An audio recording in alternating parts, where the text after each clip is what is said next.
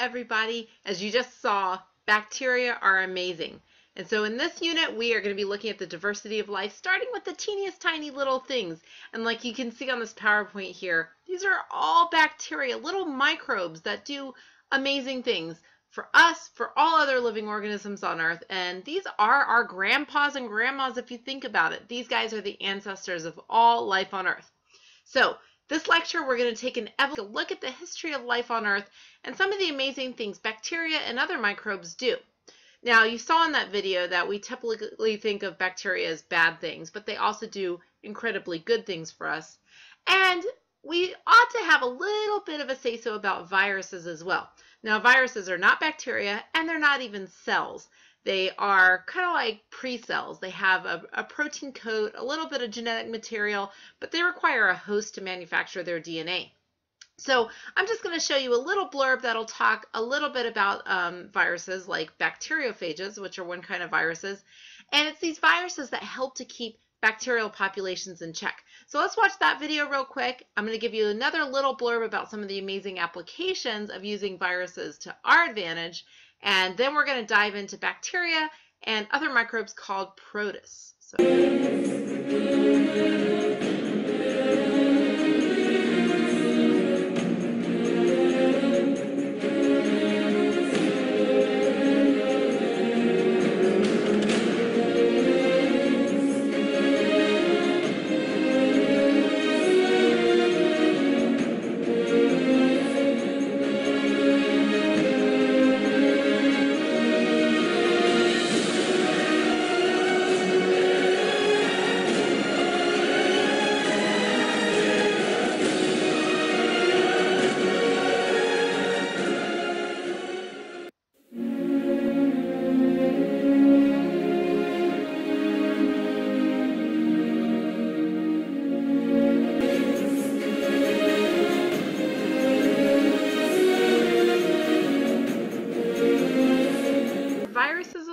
I really don't know. I think they are, but a lot of people say they're not. It depends on how you define life. If the cell is the basic unit of life, then viruses are not alive because they're not made of cells. But they certainly have some properties that life has, such as being able to evolve. They experience mutations in their genetic code and can pass those mutations on to the next generation of viruses.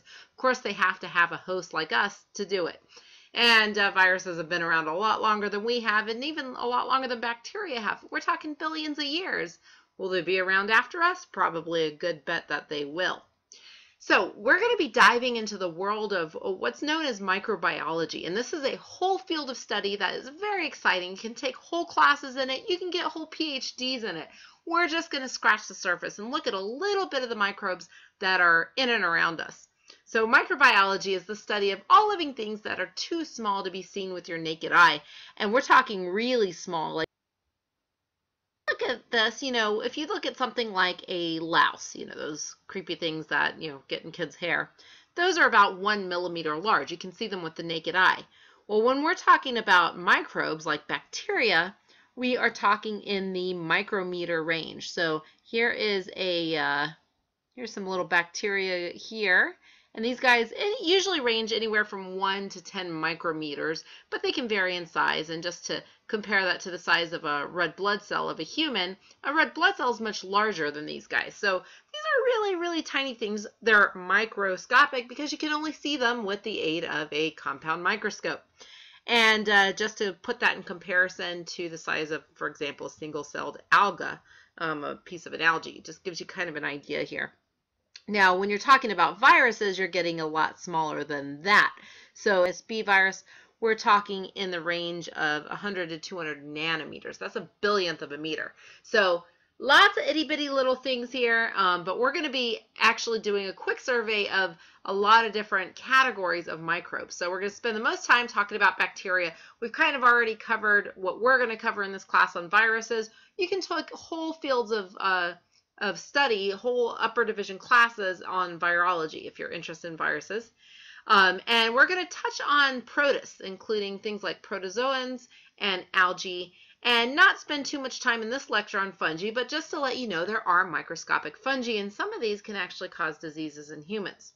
So Microbes might look scary, they might seem scary, but in fact, you wouldn't be sitting here listening to this lecture if it wasn't for microbes, because things like bacteria and their relatives, these are our ancestors. These are what allowed oxygen to exist on Earth. So the theory is that the Earth is about 4.5 billion years old. And so for the first billion or so years, there really wasn't much going on. We had, a lot of storms. We had basically a crust. And there was very little oxygen.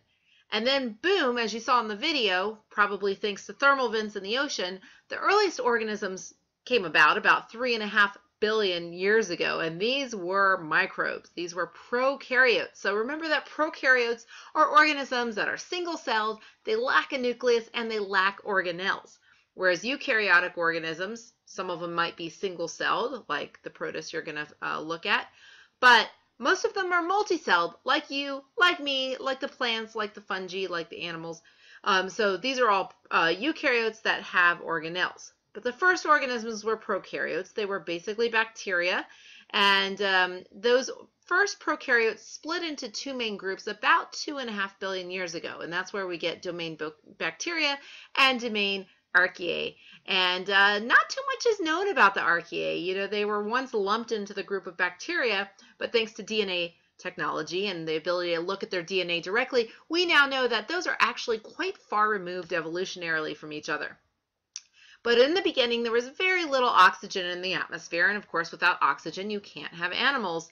And thanks to these bacteria and probably the archaea, we suddenly got oxygen because these guys produced, the original ones were probably chemoautotrophs, as we say. They liked things like sulfur. Some of them might have been photosynthetic and liked the sunlight.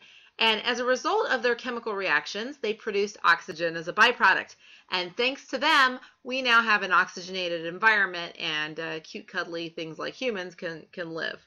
So our closest ancestors, the first eukaryotes, came about 1.7 billion years ago, and these were in the form of single-celled, probably microscopic protists. And so we'll spend a little bit of time towards the end of this lecture on protists, but our multi-celled cousins, our multicellular eukaryotes, didn't occur till about 1 billion years ago. So you can see in all the 3.5 billion years that life's been on Earth, we multi-celled creatures just got here in the last billion years. So before that, the Earth was a very quiet place in terms of life. We had just basically bacteria and archaea, but these guys are our ancestors. They're our grandparents in a sense. And if it wasn't for them, this Earth might be extremely boring because there would be no life on it at all.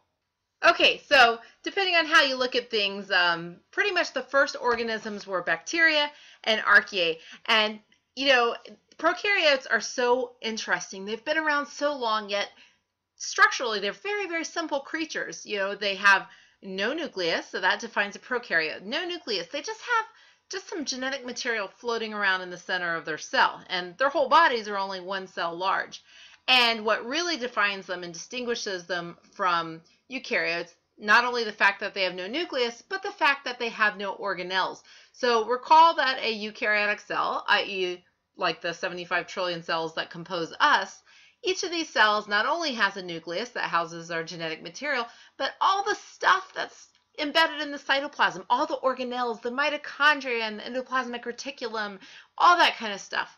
A bacterial cell, like you see here, again, no nuclear membrane. They basically have, most of them have just one, what we call bacterial chromosome. It's usually circular, and it has it's just DNA. And they might have some ribosomes. They have some ribosomes stuck in their cytoplasm so that they can produce proteins just like we do.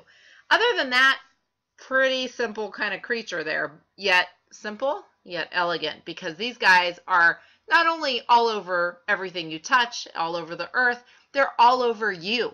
They're covering your skin right now. They're embedded in your intestines right now. And in fact, about 10% of your biomass is bacteria.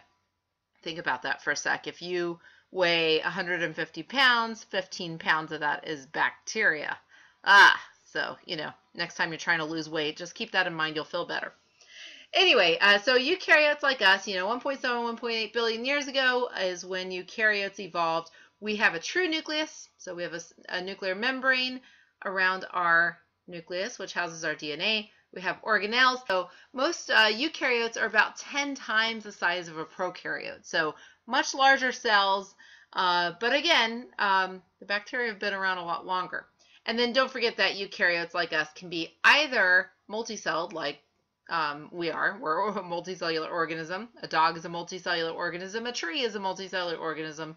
But some eukaryotes can be unicellular. They can be one cell to their entire body, and that will be the case in some of the interesting protozoan parasites we're going to look at in this lecture. For example, the one that causes malaria.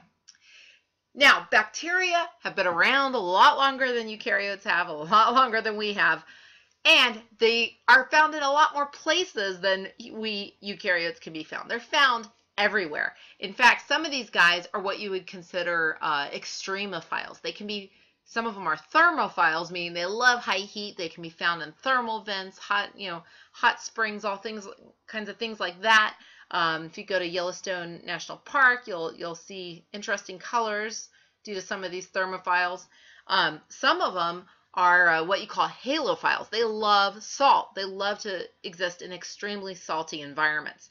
They even have bacteria that they found stuck in the ice cores in Antarctica that are hundreds of thousands of years old, yet they've been able to lie dormant, and as soon as you melt that ice, boom, they can come back to life.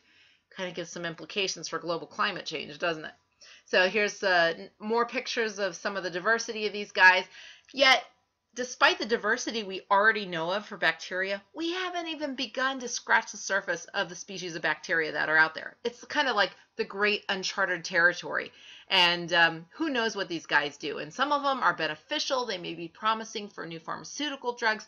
Who knows what the possibilities are. And there's no way we'll ever catalog the diversity of these guys. Plus, they evolve so fast that we can't keep up with them. They're constantly producing new species. Now, they are everywhere. I mentioned 10% of your body mass is bacteria.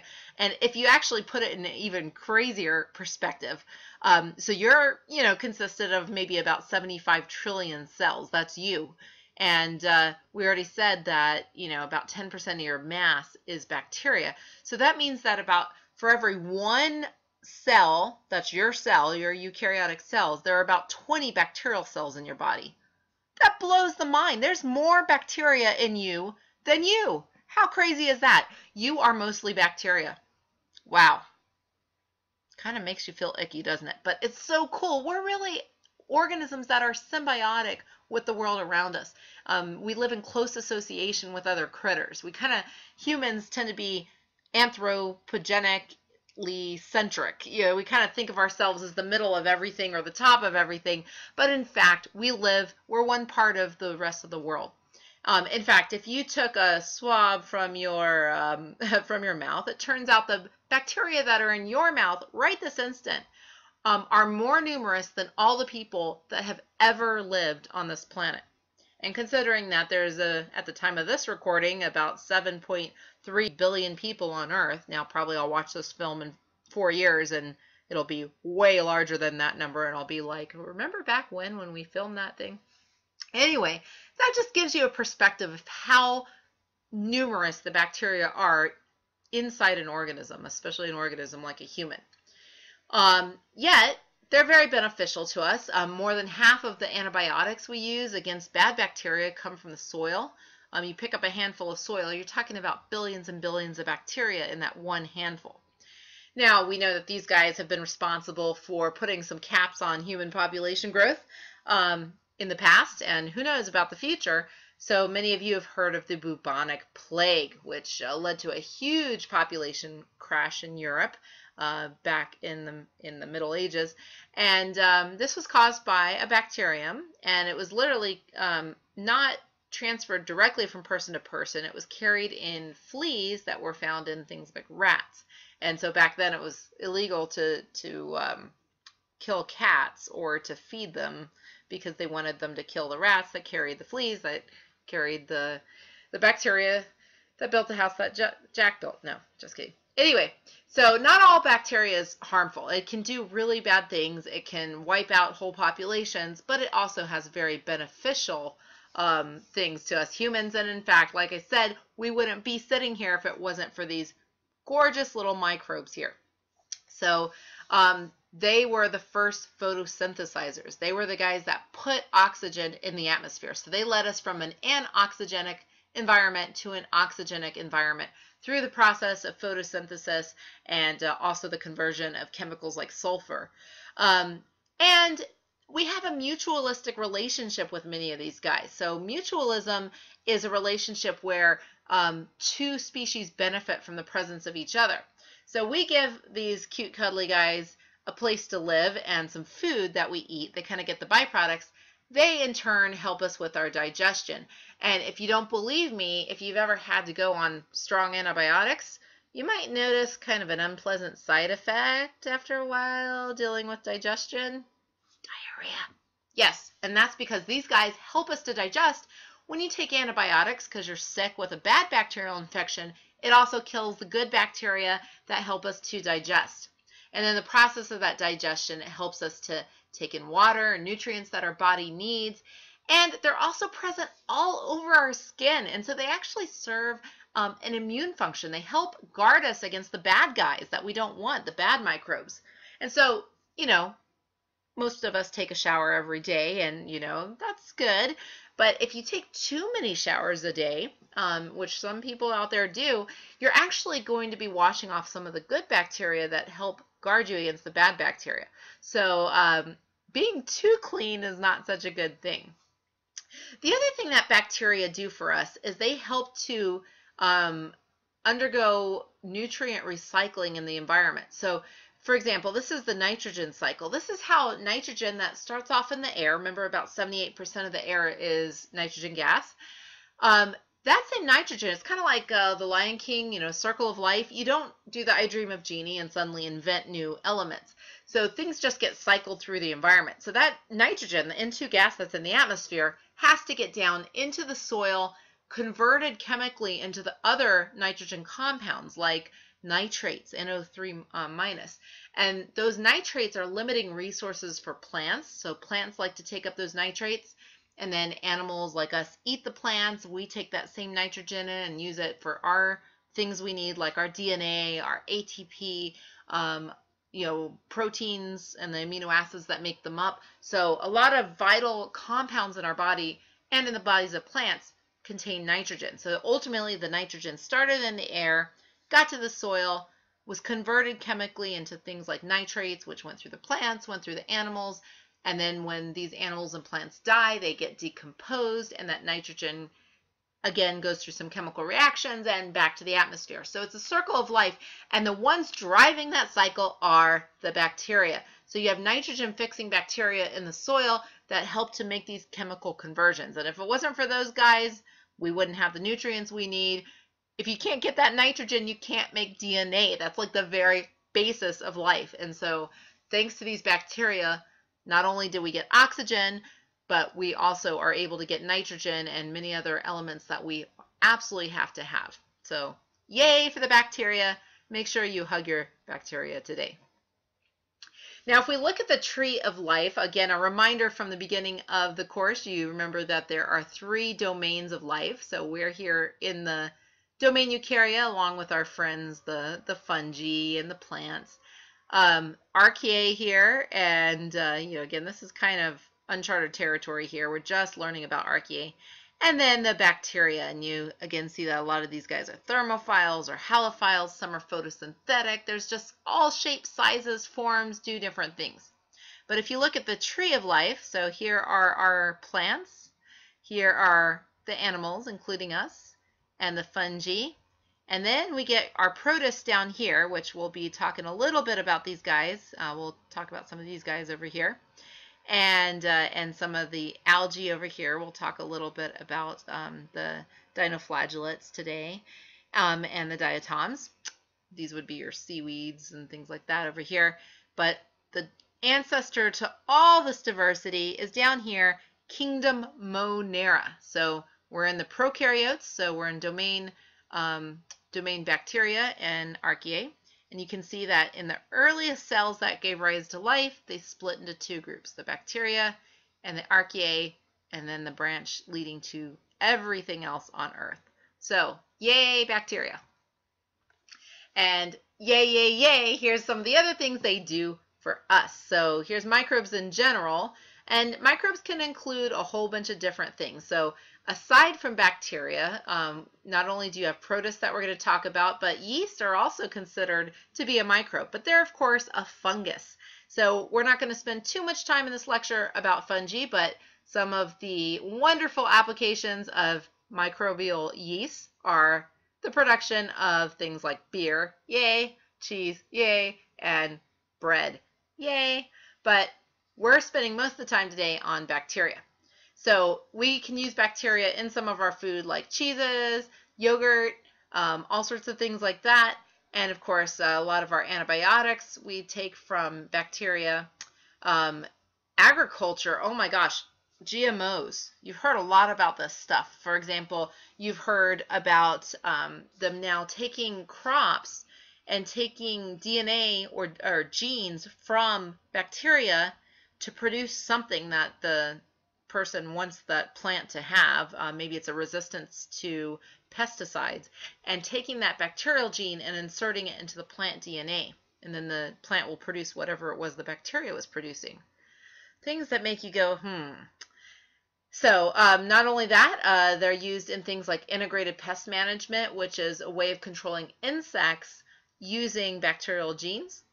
And some of the most amazing applications of bacteria is bioremediation and waste management. So you can actually take a tour of a waste treatment plant, and bring your gas mask with you because it's going to smell horrible because of the bacterial decomposition going on. Those bacteria are decomposing our waste and making it actually, they do such a good job at cleaning it up that they can actually recycle the water and it can become drinking water. Appetizing.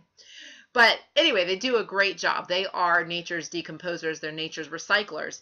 And some species of bacteria actually like to eat the things that we want to get rid of. So think of oil spills. Better than any chemicals we put into the water to clean up an oil spill, putting in oil-eating bacteria will do the job. Those guys will just clean that oil spill up like it was nothing. There's even bacteria that will decompose radioactive waste. So again, whole uncharted field there to study. I mean, think about it. These guys have been around for billions of years. They've learned what works and what they've evolved some pretty amazing adaptations. Now, of course, there are bad sides to some bacteria, and some of these guys cause very deadly diseases. So if you look at the top causes of deaths in the United States, you'll know that viral caused microbes or virus caused diseases like influenza kill 63,000 people a year.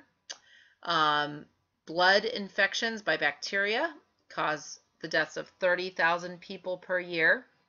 So take a look at tuberculosis. You know, worldwide, we're talking about 1.6 million deaths a year due to tuberculosis. And this is pretty scary because they're seeing rapid evolution in tuberculosis bacteria, especially in places like Russia. And some of these guys have become resistant to some of the last resort antibiotics. And tuberculosis is airborne, so kind of scary. But whose fault is it? Well, you know, evolution works really fast on these guys because they reproduce so quickly and they clone themselves. However, our overuse of antibiotics helps to lead these guys to evolve resistance to antibiotics because, you know, if we don't kill them all, any that squeak through and happen to have a mutation that changes their cell wall, makes them resistant to the antibiotics, will be the ones that survive and pass that mutation on. And very quickly, you have a whole population of resistant bacteria. But we're learning to find out some other causes of human diseases that we can look at microbes as the culprit for. So one of these bacterial diseases, we can see that ulcers, like this gastric ulcer here, as well as things like esophageal cancer, we can now link these to bacteria. So for example, there's a bacteria called H. pylori, Helicobacter pylori, and I believe that's this guy right here. So Helicobacter pylori. These guys were discovered to be the culprit behind a lot of acid reflux problems, chronic acid reflux. In fact, the guy who discovered this won a Nobel Prize for it. Because what happens is these guys get into the stomach and the esophagus, and they start basically degrading the lining of the stomach, causing acid reflux. And when it's chronic, it can lead to esophageal cancer. So originally they thought, oh, chronic acid reflux was due to eating too much spicy food, something like that. Once it was discovered that it was these bacteria, people can be treated with the proper antibiotics and actually get cured. So it was really a neat discovery when they discovered that bacteria can cause chronic esophagus problems. But crazy things you would never have expected microbes to be the link to. Things like schizophrenia and multiple sclerosis, coronary artery disease. In fact, new research is showing that some of the biggest links to heart disease start in the mouth. You get bacteria that get into the bloodstream from the mouth and can actually do major damage to your arteries and to your heart.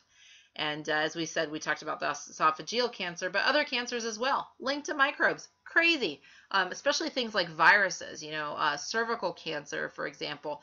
About 70% of the cases of cervical cancer are directly attributed to a virus, the HPV, human papilloma virus. So even things like obsessive compulsive disorder, things that make you go, Microbes, pretty cool. So take a look at this guy. This is kind of a generalized structure of a bacterial cell. Just to kind of show you its structure, some of these species have a flagellum.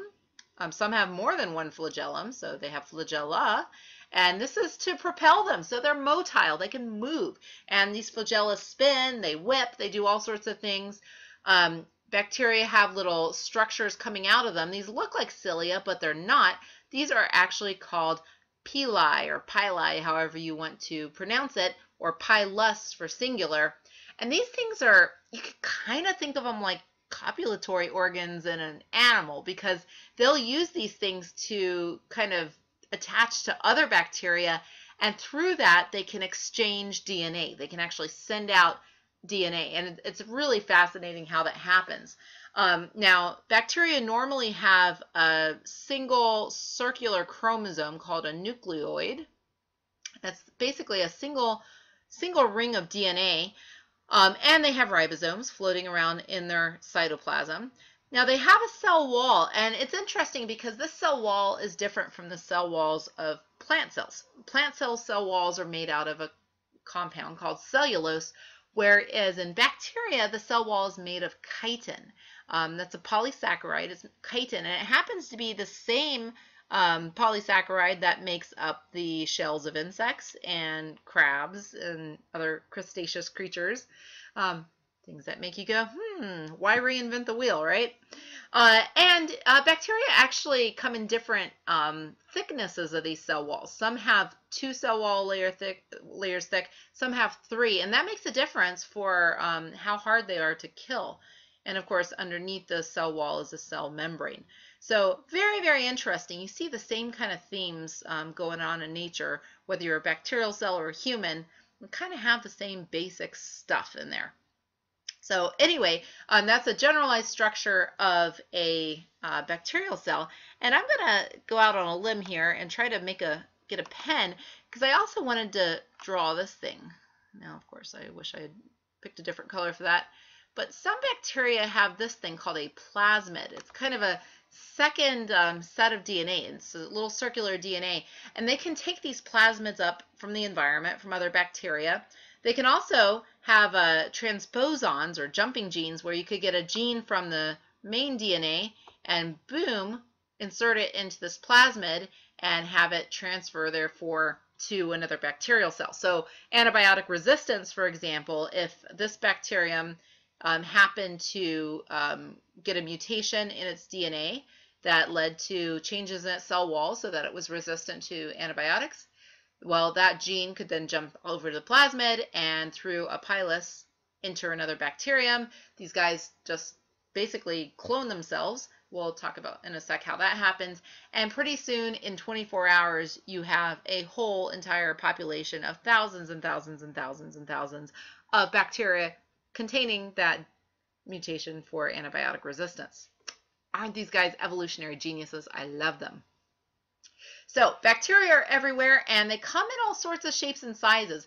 And in fact, it's the fact that they do come in different shapes and sizes and different properties of their cell wall that we're able to identify them down to species in the cases of human diseases. So this is kind of the bread and butter stuff you want to do if you get a patient who has an infection, you suspect bacteria, you want to take a swab of that patient and do a series of lab tests to identify that bacterium down to the species so that you can treat it with the proper antibiotics. Okay, so again, bacteria have a cell wall made of chitin. They have no organelles and a floating circular DNA and sometimes plasmids. But they can come in shapes like cocci, which are spherical shaped bacteria. Look at these cute little guys over here. These are spherical shaped cocci bacteria. And these can occur by themselves, or they can come in clusters of cocci. So if they're in little grape-like clusters, we call that a staphylococcus. So maybe you've heard of Staphylococcus aureus, a staph bacterium. Staph infections, MRSA would be a virulent strain of those guys. They can also come in chains, like you see here. These guys are chains of bacteria, and some of these are quite long. They can be rod-shaped, so these guys are probably rod-shaped chains right here. So little rods, just look like little rods. So E. coli bacteria are examples of that. The general term for rod-shaped is bacilli, whereas the chains are streptococci, like, oops, and I have a little typo there, I should say a C for cocci. So for example, what causes strep throat, streptococcus. And spiral, like these guys. These are spirochetes because they look like little spirals. So anyway, these guys are amazing. Sometimes they occur in whole colonies, and even new research is showing that when they occur in colonies, some of them will have a division of labor. So they'll start taking on different roles. Like some might take on more of a reproductive role, while others in the colony might take over more of a protein production role. So fascinating. The point is, we don't know much about these guys. People think we do. We don't. We've barely scratched the surface of all the amazing things that bacteria do. So, you could go into microbiology and be one of those to help discover the amazing diversity of these guys and what their roles are. So here's just some more diversity of these guys. So here's a whole pile of interesting bacteria. And when they occur in a pile like that, this one happens to be Actinomycetes. They're all rod-shaped bacilli bacteria, but they're in a mass. And you can find this in the soil. And these guys actually produce an antibiotic. So this is where, for example, we get streptomycin. But they're not producing antibiotics as a way to help humans. They're producing it because it helps them knock off their competitors. So other species of bacteria that are competing for the same resources as these guys want to kill off their competitors, so they produce an antibiotic. Now, again, some of these guys have flagella, which means that they can move, and they move in all sorts of different ways. I mean, check out this beauty right here. Look at all this flagella. Here they're so close together that their flagella are all tangled up, and this one kind of comes from one place. So amazing diversity of these guys. They're so cool. But about half of the bacteria we see are motile. They have flagella in some sort of configuration, and they move in some sort of way. And this helps them to go to environments where they can get the resources they need. So they may move towards light. They may move towards more salty environments if they're a halophile. Who knows what it is, but having a flagellum, very good adaptation, and you've seen that same engineering occur in other species and other kinds of cells, like sperm, for example, have flagella, right? I mean, we don't reinvent the wheel. Whatever works gets passed on. Now, some bacteria are absolute evolutionary geniuses because they've learned to go dormant and stay like that even for thousands of years, because some of these guys have evolved to go into a stage where they have endospores. And this right here, this coating around the bacterial cell, is an endospore. Famous example of an endosporic bacterium is anthrax. You might remember these guys were in the news some years ago when they were actually used as a terrorist kind of activity. They were put into envelopes and in a sort of a dust form, and people were opening the mail and getting sick, and they had some deaths from it. Here are the anthrax bacteria, and you can see they have little capsules here. And so these endospores will allow these guys to exist in a dormant state for pretty much an indefinite amount of time, as so we think, because some of the bacteria we found in Antarctica have actually been there in their dormant form with endospores for thousands of years, and then we bring them back to the lab, expose them to ambient conditions, and boom, they're back to reproducing. It's kind of scary when you think about it. Here is one of the applications of anthrax. This person has gotten an anthrax infection, and you can see it's not a good thing to have. So even when you take your bleach or your Mr. Clean or whatever and you're trying to disinfect your house, you're not going to be able to kill off these guys with the endospores. These are superbugs. They're evolutionarily awesome, not so awesome for us. So really the only way to kill these guys is under very high temperatures like steam. So in a lab, we take anything that could have come in contact with bacteria and we autoclave it. So autoclave is a machine that is found in microbiology labs, and it basically uses really high temperature steam to completely kill anything, including endospores. So you might need 250 degrees Fahrenheit to kill bacteria that are endosporic. Okay, so I mentioned that if you're a healthcare worker and you have a patient come in presenting symptoms of a bacterial infection, you're going to get those bacteria from the patient and try to do a series of lab steps to identify what species you're dealing with. And so the first bread and butter lab technique that's used is something called a Gram stain, named after a guy named Graham. And it's very, very simple. And the theory behind this is that bacteria basically have two possibilities for their cell walls. Either their cell wall is 2 layers thick or it's 3 layers thick. And if it's 2 layers thick, then it's a lot easier to kill that bacterium than if it's 3 layers thick. So the ones that have a cell wall that's 2 layers thick are called gram-positive bacteria. And the reason for that is when you do a Gram stain, they will dye kind of purple. And so when you look at them under the microscope, like here, you see these little purple guys are gram-positive bacteria, and therefore their cell walls are 2 layers thick. Versus gram-negative bacteria will stain pink, like these guys right here. So for example, E. coli and strep, these are E. coli and salmonella, those are gram-negative bacteria. Staphylococcus aureus is a gram-positive bacteria. And so in a nutshell, it's a pretty simple lab procedure. You take your sample of bacteria and you're going to fix them on the slide by running the slide over heat. And then you're going to apply a dye called crystal violet. And you basically flood it over the bacteria and leave it there for a few seconds. Then you rinse it off with Graham's iodine stain.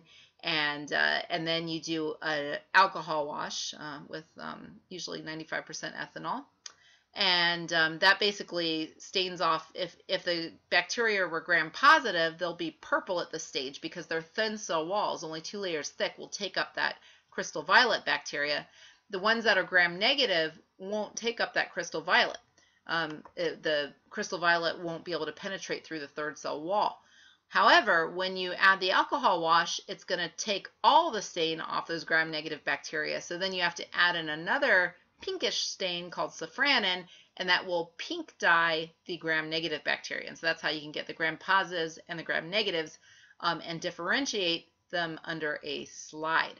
So that's a bread and butter move. And once you've identified whether the bacteria are gram-positive or gram-negative, then you can do a whole series of other laboratory tests where you're continuing to narrow down the bacteria based on the properties that they have. So different genuses of bacteria will test different, positive or negative to a whole bunch of other kinds of lab tests. So the idea is that eventually you'll have narrowed it down to be able to identify exactly what species you're dealing with, and therefore be able to assign the right antibiotic to treat the patient.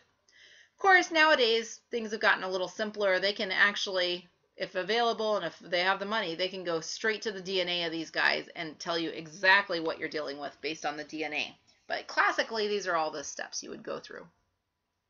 Now, bacteria, one of the things that makes them so successful and makes them so easily able to evolve is the fact that they basically clone themselves. They go through a reproductive process called binary fission, and it's an asexual process. It's kind of a lot like mitosis. Like, here's your bacterial cell. First thing that happens is the DNA, this nucleoid, is going to replicate, kind of like the S phase of what happens to our DNA with our cell cycles. And once the DNA has replicated, then the cell membrane will literally divide, and you'll end up with two identical daughter cells. And so that's what these guys do, and here are some bacteria doing that.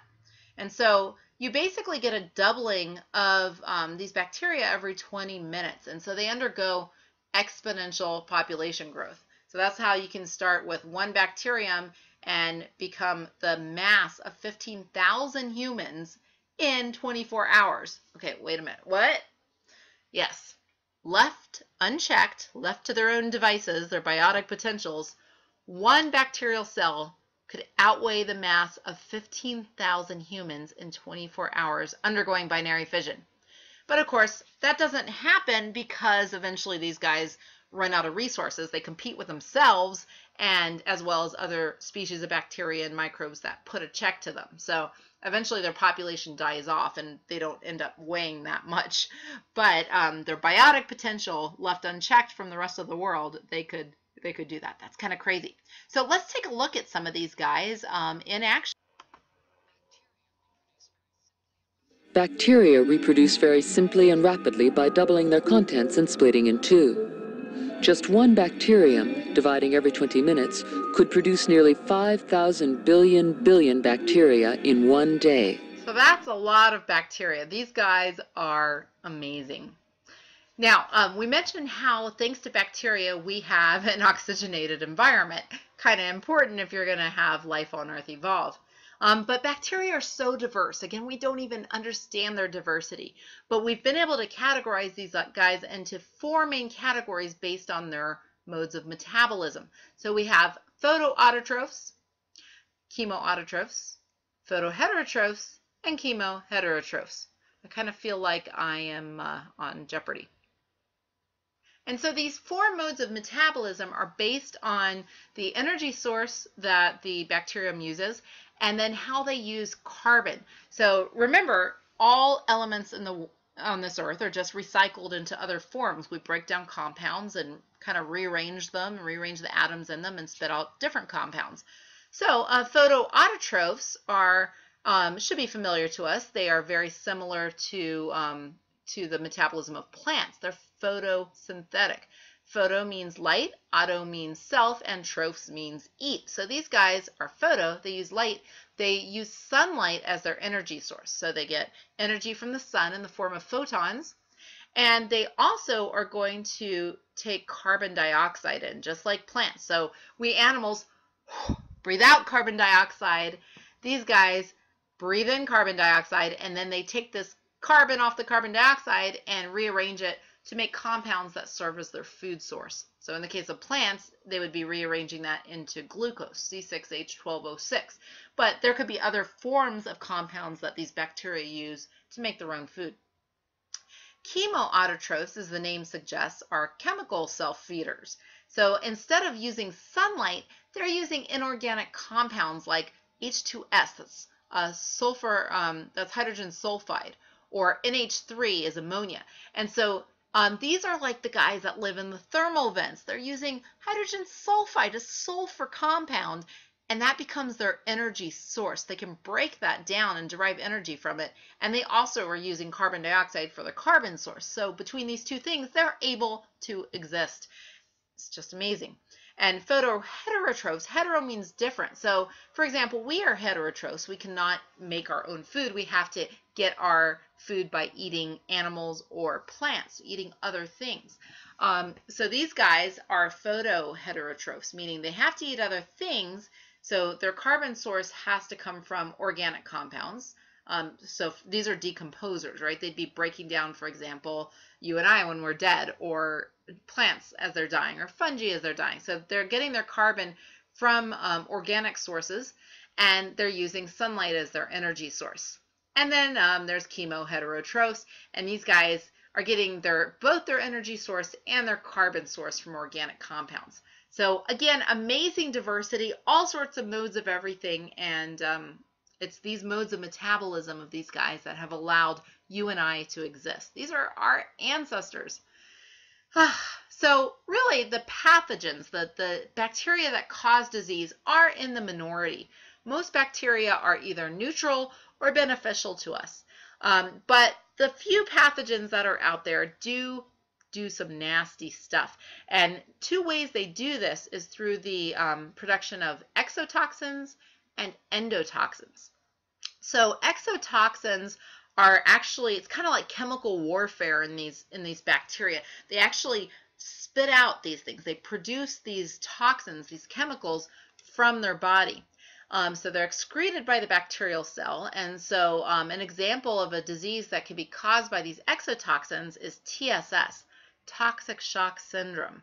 Now, some of you ladies out there have probably heard about this, because one of the most common ways in industrialized countries to get toxic shock syndrome is through the use of tampons. And keeping those tampons in too long, the bacteria, and then in this case, S. aureus, Staphylococcus aureus, is the bacteria that causes toxic shock syndrome.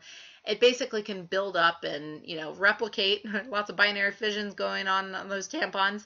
And if that backs up into the blood system, it actually can cause toxic shock syndrome, which can be deadly. And in fact, if you're diagnosed with toxic shock syndrome, if you start exhibiting the symptoms of it, get to a hospital right away. And the problem with a bacterial disease that's caused by exotoxins is those toxins are chemicals that enter your bloodstream. And so even if you suddenly get tons of antibiotics and kill off the bacteria producing those guys, the toxins are still in your system. And so you can still die even if the bacteria themselves are gone.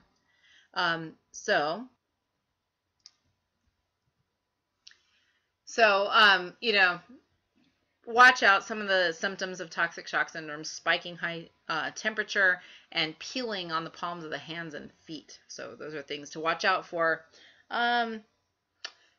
Anyway, so getting that toxin in your system, really hard to clean out. Now, different bacteria produce different virulences in their exotoxins, different severity. So, for example, botulism, you can get botulism bacteria from, they say if you see like soup cans or any kind of canned foods, if they're all warped, don't eat that food, because it could have botulism bacteria. These guys are anaerobic bacteria, so they like low oxygen environments. And just 1 gram of the exotoxin from botulism can kill 1 million people. Whoa. That's some pretty strong toxin right there. So obviously has implications for biowarfare and things like that. So yeah, if you see a warped can, don't go near it. Now, endotoxins, endo means internal, and so these are toxins that are actually intrinsic to the cell wall of the bacteria. They're a component of the bacterial cell wall. So these are just another mode by which you can get sick from the toxins of bacteria. That would be when you're actually, for example, the bacteria itself is making you sick, as opposed to putting out a chemical from the bacteria. Okay, so that's bacteria, those little guys. Friend or foe, some of both, right? But they're not the only microbes out there. So we've talked about viruses, we've talked about bacteria, but there's a whole other kind of microbe, and these guys are actually eukaryotes, not prokaryotes. So bacteria are prokaryotes, and they're in the kingdom Monera. So domain bacteria, there's also domain archaea, those are the prokaryotes. And then there's domain eukarya, which we're a part of, but so are protists. So protists are eukaryotic. That means that they have a nucleus and they have organelles. And these guys are in kingdom Protista, and it's a very diverse kingdom because it includes the microscopic as well as giant organisms like the kelp, the sea kelp that you find that there's whole kelp forests where, the fish and the otters and all those kinds of guys like off the coast of California live in. So let's start off with some really cool ones. Now, protists, again, seaweed would be an example of a multicellular protist, so algae, but they also occur as unicellular, single-celled organisms. Like these guys, these are some of my favorite organisms. I mean, evolutionarily speaking, they do bad things to humans, but they're beautiful from an evolutionary standpoint. These are trypanosomes, African trypanosomes. The species is Trypanosoma gambiense. And in humans, it causes African sleeping sickness. So you might have heard of that, where someone gets bit and the parasite gets in them, they go into a coma, and eventually they die.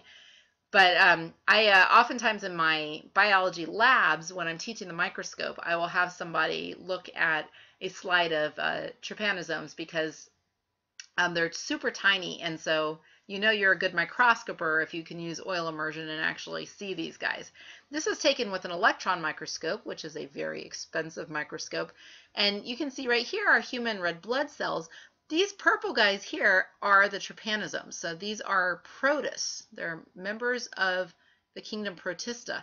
They're single-celled microscopic eukaryotes. And so these guys are considered to be the simplest eukaryotes because they're so small, but we've done DNA work on these guys and actually found that at the DNA level, they're highly complex. Many protists have more genes in their DNA than humans do. Pretty cool. So those are African trypanosomes. I'm just going to be showing you some of the cool diversity of protists out there. Here's another example of a protist species. This is Plasmodium falciparum. And I'll see if I can write that out for you. Again, with this, let me change the color here. With this particular thing not having a ink pen, only having a tract here, a tract mouse, it's kind of hard to write, but this is Plasmodium, Plasmodium,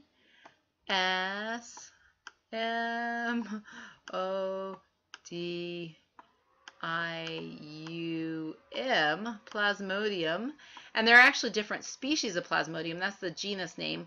The one that causes the worst kind of malaria is called Plasmodium falciparum.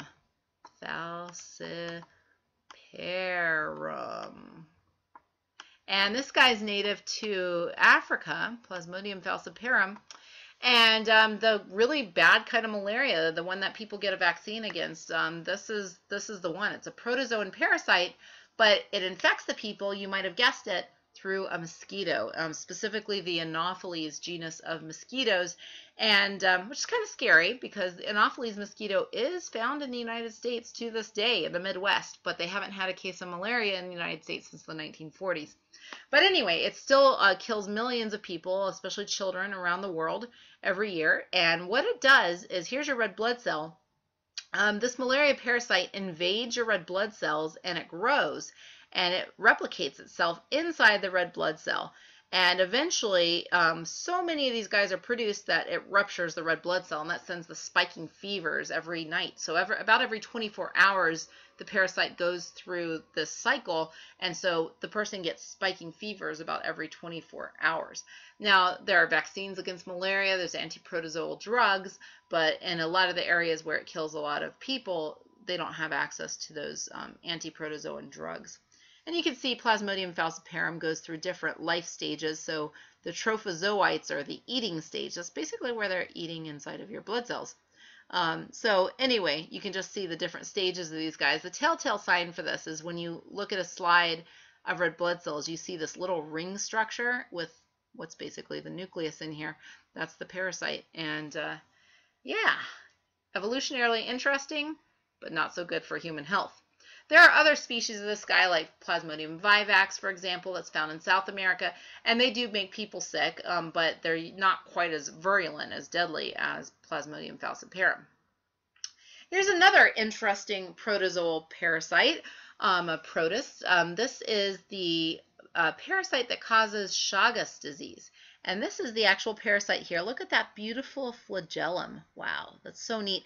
And you can see, just like with the trypanosomes, this guy has what's called an undulating membrane. That means they kind of whip around. They kind of go in a wavelength to move through the blood. And here's the human red blood cells here. So this particular parasite, instead of using a mosquito or a tsetse fly in the case of the trypanosomes, this guy uses this bug here. This is called a rejuveid bug.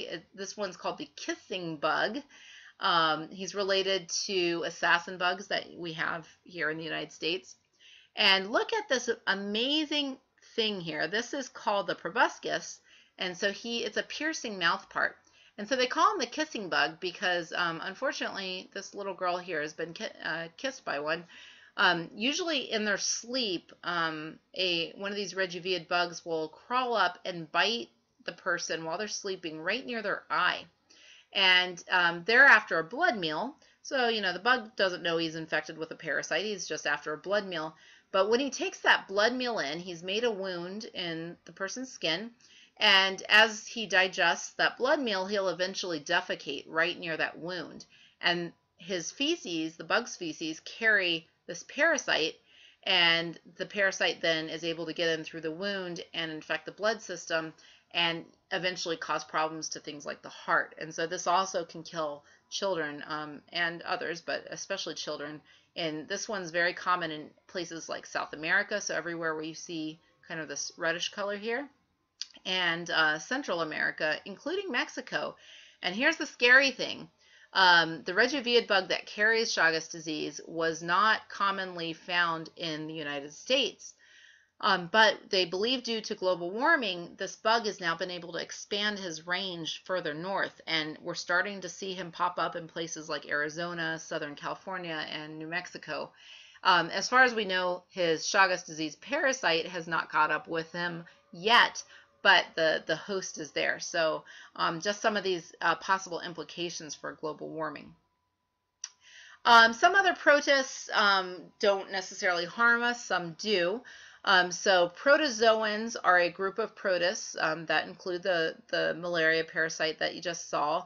A lot of these guys get their nutrition by eating bacteria, which could be a good thing. Other protozoans that they compete with, or actually extracting nutrients from water. And some of these protists are flagellated. So you saw the trypanosomes and you saw the Chagas disease parasite. Those guys have flagella to move around. Some of these flagellate groups of protists are non-parasitic, but some are parasitic. They do cause problems to their hosts like us. This guy right here is a protozoan parasite called Giardia, and he is flagellated. So look at these flagella. These are not eyes. These are actually two nuclei, but they kind of look like eyes. And this guy likes to infect fresh water. So this is actually quite common all over the country, especially in areas of water where deer or bears come and they carry the parasite, they defecate in the water, and the parasite gets in the water, and then humans go swimming in the water, and that's how they get Giardia.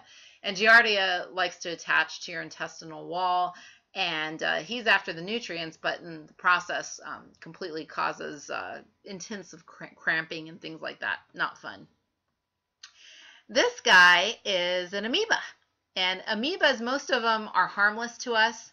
They're kind of cute, actually. They have these their cell membrane has evolved into little kind of feet called pseudopodia, means false feet. And so they actually move by sticking their cell membrane out to form these pseudopodia, and they move around. So I have a cute little video clip I'm going to show you of an amoeba engulfing, so undergoing endocytosis, engulfing another microbe. So check this out. It's pretty cool. So you can see this is an amoeba here, and check out how he's sticking out his cell membrane to move around. And here's the microbe here, and what he's actually doing is he's engulfing it by sticking out these two pseudopodia, wrapping around that microbe, and now that microbe is inside of his body where the amoeba will put out enzymes to degrade them and absorb the nutrients. So you can see that little microbe moving around. Help, help. Pretty cool. Okay, so not only are amoebae cool, but check out this protist. Very common. He's kind of like the standard protist to look at in a biology lab when you're looking under a microscope. And this guy is a paramecium.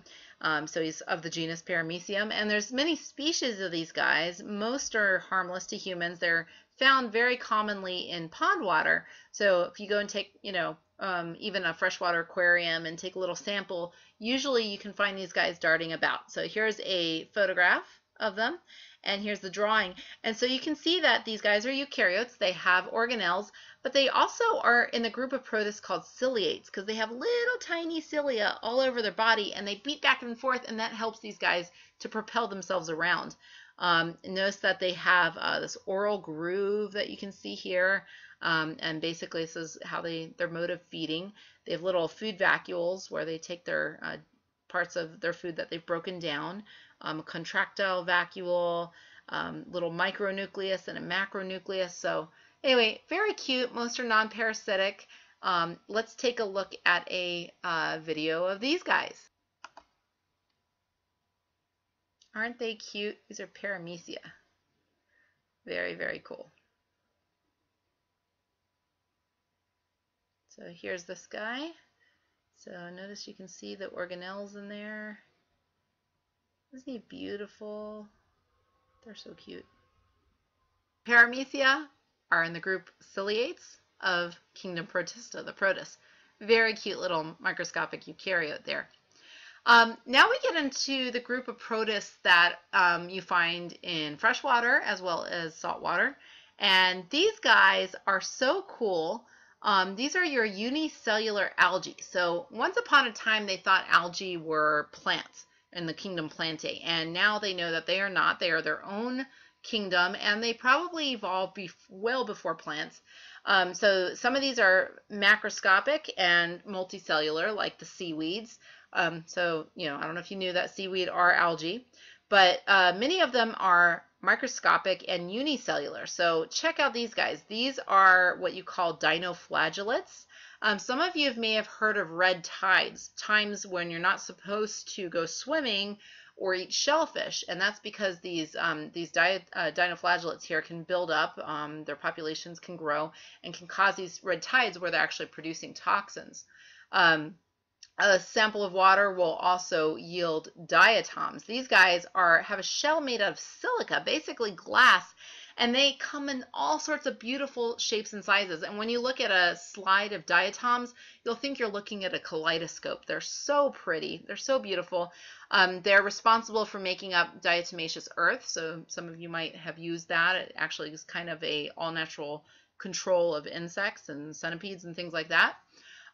But these guys also are responsible for making up a lot of structures, coastal structures along the sea. So if you ever take a coastal geology class, you'll spend a lot of time talking about diatoms. Another kind of unicellular algae are green algae, and some of these guys like to live in colonies. Like, for example, this is Volvox. And Volvox lives in colonies of these guys. So these are colonies of the single-celled algae. Almost kind of gives you an idea of how you could have gotten the evolution of multicellular organisms from single-celled organisms. They kind of form these colonies, and as we pointed out before with the bacteria, once you have this colony, you can start getting a division of labor, which kind of makes it like an organism, right? So anyway, those are just a quick and dirty introduction to microbes, but there is so much diversity out there. It would take years and years for me to go over just what's known, much less what's not known. So I hope you enjoyed this, and we'll be continuing talking about the diversity of other wonderful organisms in a little bit. Take care.